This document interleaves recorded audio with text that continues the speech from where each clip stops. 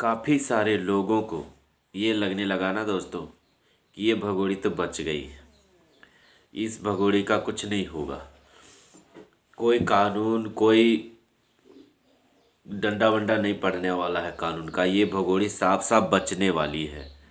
तो दोस्तों मैं बता दूं, कल 4 बजे जो फैसला आने वाला था ना, तो उसमें बहुत जटिलता से हर एक पॉइंट को मोमिन साहब ने अलग अलग पेजेस बनाए हुए हैं और हर एक अलग पॉइंट का 3-4 पेज है। तो वो जज साहब को एक्सप्लेन करना होता है, हर एक पेज को डिटेल में उनको बताना होता है, उनको रीड कराना होता है, हर चीज़ को एकदम डिटेल से सीरियल बाय सीरियल बताना पड़ता है। तो अभी तक पूरा नहीं हो पाया, 1-2 पेजेस ही हो पाए थे, पूरा नहीं हो पाया था।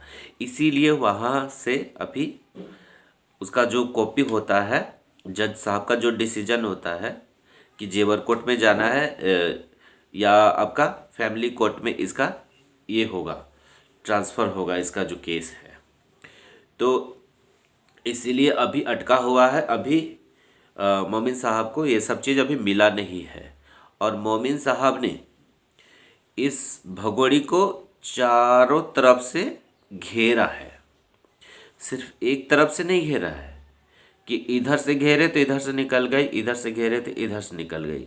ऐसा इन्होंने नहीं इस पर धाराएं लगाए हैं, इस पर ऐसा धारा लगाए हैं कि जैसे मक्खी होता है ना, मकड़ी का जाल होता है, चारों तरफ से फैला होता है, एक गलती से मक्खी घुस गया तो वो निकल नहीं पाएगा, वो फंस जाएगा।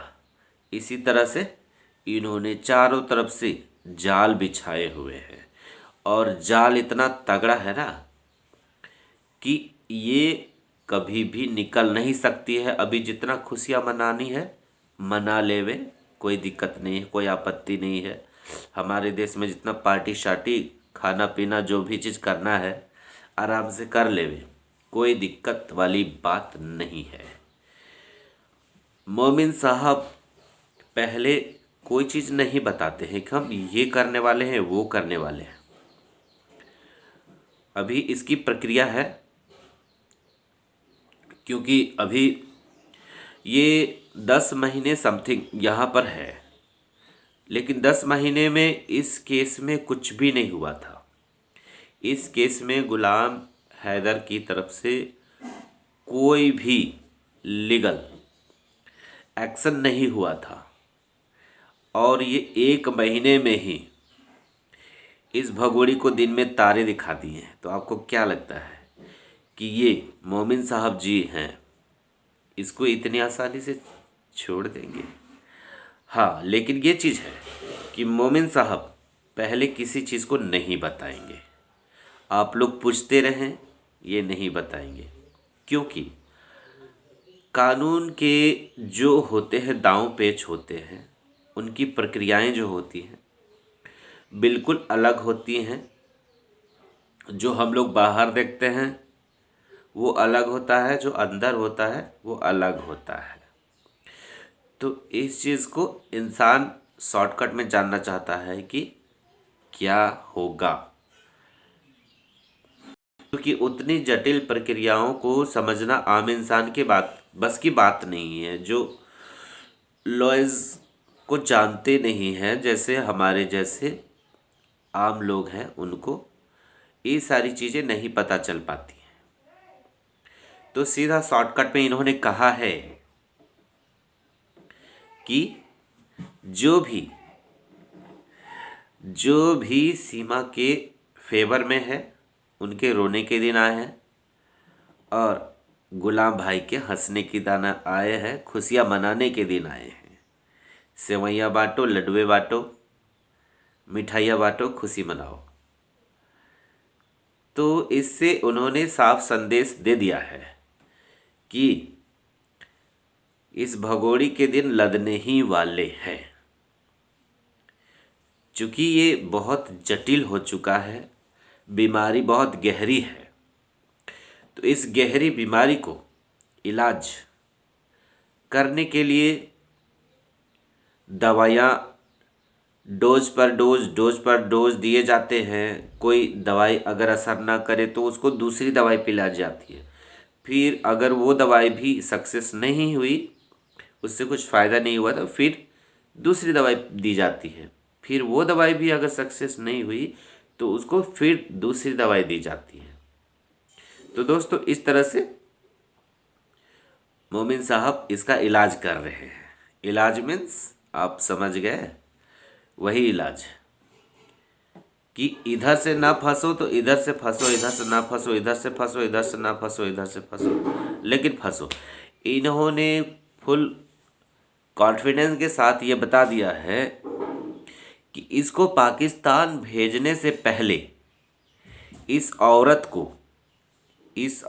को हमको जेल में देखना है, जेल भेजना है। जेल ये जाएगी तो जाएगी। अभी इतना जल्दी लोगों ने अटकलें लगाने शुरू कर दिए कि मोमिन साहब फेल हो गए, मोमिन साहब फेल हो गए, मोमिन साहब फेल हो गए। पर मैं बता दूं कि मोमिन साहब फेल नहीं हुए और ना होंगे।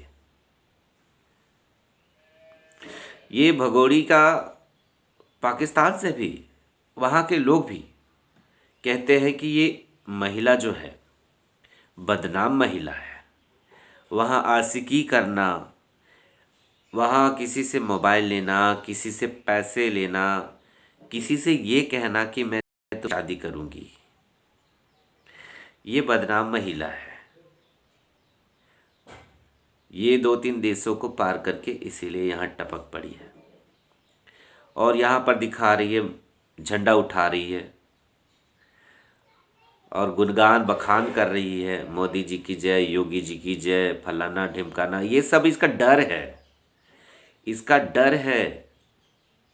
ये जो दिखा रही है ना मोहतरमा, ये सारा इसका डर है। और ये जो डर है हमें बहुत अच्छा लगता ऐसे ही डर बना रहे। और ये सारी चीज़ें जब मोमिन सर आए हैं उसके बाद ही ये सारी चीज़ें कर रही हैं। पहले ये करती थी क्या? योगी जी की जय, मोदी जी की जय, या फिर आपका क्या बोलते हैं इसका जो कर रही एंगेजमेंट के बहाने शादी पहले दिखाई, बताई, मतलब कि हाँ मेरा नेपाल में शादी हुआ है। तो क्या नेपाल में शादी हुआ है उसका आप खुद ही सोचिए दोस्तों, ये पहले इस तरह से क्यों नहीं करती थी? और अब अचानक से इसके साथ क्या होने लगा कि ये करने लगी नया नया नाटक? क्यों करने लगी? इसके अंदर डर है, डर बैठ चुका है। 5 साल के लिए, कम से कम 5 साल तो इसको जाना ही जाना है, इसको सरकारी रोटी खाना ही खाना है 5 साल पक्का। अब ये बोलेंगे कि हम इन पर दया दृष्टि क्यों नहीं रखते हैं, ये महिला बोलेगी ना कि हम लोग इससे जलते हैं, चिढ़ते हैं, ये है वो है, तो इस पर दया दृष्टि हमारा क्यों नहीं है? जब इतनी दुखियारी है, सताई हुई है, इतनी परेशान है, इसके ऊपर क्यों नहीं है? तो मैं बता दूं ये सारा इसका नाटक है। 80-90 हज़ार इसका पति देता था। ये क्लब में डांस वगैरह करती थी, थिएटर में डांस करती थी। ये सताई हुई किस एंगल से लगती हैं? किस एंगल से ये सताई हुई है? ये किसी एंगल से सताई हुई है क्या? ये अपने बच्चों को भी खतरे में डाली है। रबुपुरा में वहाँ पर एक छोटी बच्ची को किसी ने वहाँ पर अभद्र व्यवहार किया। मतलब आप समझ लीजिए कि अभद्र व्यवहार मतलब बहुत गलत चीज़ हुआ उस बच्ची के साथ। और आपको ये देखने से ये नहीं लगता कि ये जो लप्पू है ये बच्चों के साथ कैसे ट्रीट करता है? एक बार इसको ABCD सिखा रहा था, पर उस पर क्या बोल रहा था? आई लव यू सिखा रहा था बोलने के लिए। और उसका मुंह देखने से कैसे लग रहा था ना, एकदम हौसी टाइप का, दरिंदा टाइप का लग रहा था। ये भगोड़ी एनी टाइम एनी टाइम जिसके 3-4 बच्चे रहेंगे वो इतना फुर्सत में रहेगी, रील बनाएगी, नाचेगी, इतना इंटरव्यू देगी, इतना शादी में बैठी रहेगी। बताइए, इस भगोड़ी का जो है फ़ोन में ही लगी रहती है। इसके बच्चों के साथ इसके प्यारे प्यारे बच्चे हैं और मेकअप करवाती है, पूरा हेवी मेकअप। बच्चों को मेकअप क्यों करवाना? अपने जिस तरह से रास्ते में चलती है बच्चों को भी उसी रास्ते पे चलवा रही है ये औरत। हैदर भाई के जो बच्चे हैं ना, यहाँ पर खतरे से बिल्कुल खाली नहीं है, बिल्कुल खाली नहीं, मैं बता रहा हूँ। क्योंकि आए दिन उस एरिया में कुछ ना कुछ कांड होते रहते हैं। बच्चों के साथ बहुत गलत वहाँ पर हो चुका है और ये उसी जगह पर रहती है, बदनाम जगह पर रहती है। आप ही सोचिए, अगर मैं कुंवारा भी होता और मेरे को किसी लड़की से बात करते जिसकी कोई बच्चे भी नहीं है, मेरे को बात करते हुए भी मेरे घर वाले अगर किसी की नज़र पड़ जाती तो मुझे बहुत डांट पड़ती थी कि तुम क्यों बात करते हो। मेरा घर वाला क्या, मेरे गांव में कोई भी व्यक्ति देख लेता ना कि फलानी लड़की से बात कर रहा है तो मुझे डांट पड़ती थी। घर में पता चल जाता था, घर में बहुत डांट पड़ती थी।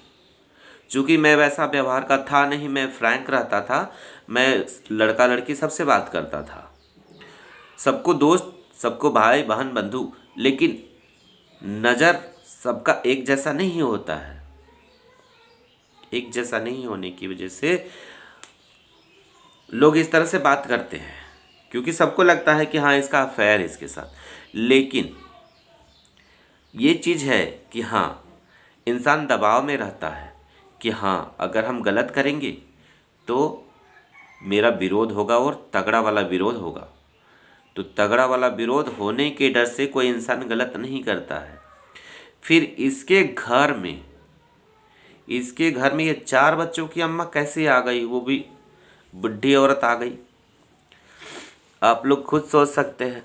और इसका कोई विरोध नहीं किया, कोई भी नहीं किया। और तो और इसका जो नेत्रपाल जी हैं, ससुर जी हैं, इनका मैंने देखा इंटरव्यू में रो रहे थे कि मेरी बेटी को, मेरी बहू को मत निकालो यहाँ से, मत भेजो मेरी बहू को। अब वो किसी और की बहू को अपना बहू बता रहे हैं और कह रहे थे मेरी बहू को मत भेजो, और आंखों से आंसू छलछला रहे थे, बह रहे थे पूरी तरह से। अब सोचिए इस इंसान का फैमिली बैकग्राउंड क्या होगा। इसकी माँ अपनी उम्र की बहू को कैसे एक्सेप्ट कर ली, औरत को कैसे एक्सेप्ट कर ली।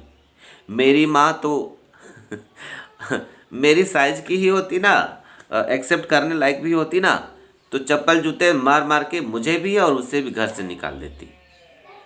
फिर इसके घर में कैसे संस्कार है। और हमारे देश में ज़्यादातर मैं बता रहा हूँ कि सबके घर में यही होता है, स्ट्रिक्ट रहते हैं सारे लोग कि कहीं उसका बच्चा गलत ना करे, इस डर से उसको बहुत बुरी तरह से ट्रीट करते हैं। हम पढ़ाई करने जाते थे ना सिटी में, तो मेरी माँ बोलती थी कि किसी से दोस्ती मत करना, किसी लड़के से दोस्ती मत करना, किसी लड़की से दोस्ती मत करना। ये सब हिदायत होता था। हम सिर्फ कॉलेज जाते थे, कॉलेज से घर आते थे, अपना फ्लैट में आकर के रहते थे, और अपना लड़का लोग से भी दोस्ती करने नहीं मिलता था। वहाँ मेरे चाचा रहते थे, बोलते थे उसके साथ मत रहना, उसके घर में, उसकी कॉलोनी में, उसके बगल में उसको ऐसा हुआ है वैसा हुआ है। मतलब अगर कोई लव अफेयर या किसी लड़के से कोई लड़का बात कर रहा है तो उसके घर के लड़के से मैं दोस्ती भी नहीं कर सकता था, इतना ज़्यादा स्ट्रिक्ट। और इस भगोड़ी को देखिए 4 बच्चों को लेकर के यहाँ पर टपक पड़ी है। तब भी मैं बता रहा हूँ, तब भी इसके घर वाले इसके लिए रो रहे हैं, मेरी बहू को मत भेजो, मेरी बेटी को मत भेजो। सीखी सिखाई बहू मिल गई है, सीखी सिखाई अभी बिना मेहनत का 4 लेकर भी आई है।